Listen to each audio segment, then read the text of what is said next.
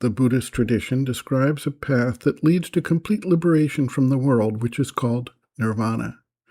They describe crossing the ocean of samsara, the illusions of the external life and its enticements and rewards, to achieve final exit from this world. This is different than various paths described in the Sanatana Dharma tradition.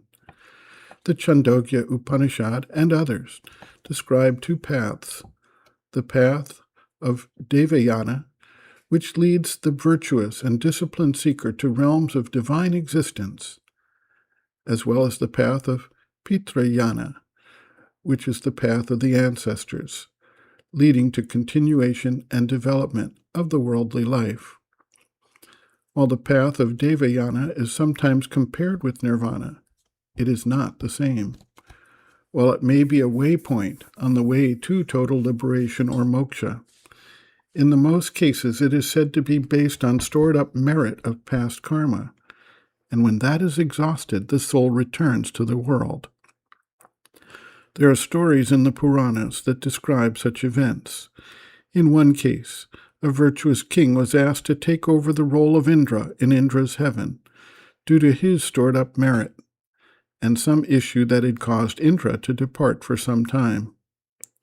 Even the gods have their problems apparently. This virtuous king, however, became intoxicated and arrogant in his new role with his newfound power, and he became enamored of Indra's wife. Eventually, he was deposed and sent back to the world, having more than exhausted all his merit. For those who take the path of Pitrayana, the way is clear. There is a line of consequence, desires, ambitions, ideals, commitments that lead them back into the world and a new birth. For those who take the path of Devayana, they can either maintain the discipline and continue to ascend, and potentially eventually depart the manifestation with complete liberation, or else they return at some point, either with their virtues intact and a readiness to do more, or with their virtues exhausted, and they need to acquire new lessons and new opportunities.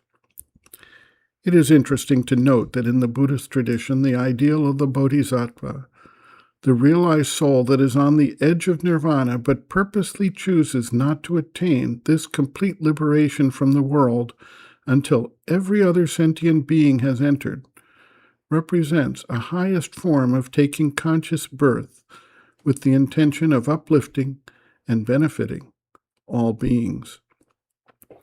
Sri Aurobindo notes, quote, "For the few who go out of the ignorance and enter into nirvana, there is no question that they're going straight up into higher worlds of manifestation. Nirvana or moksha is a liberated condition of the being, not a world. It is a withdrawal from the worlds and the manifestation. The analogy of Pitrayana and Devayana can hardly be mentioned in this connection." End quote. Reference: Sri Aurobindo and the Mother, the Psychic Being, Soul, Its Nature, Mission, and Evolution. Section 4, The Afterlife and Rebirth, page 128.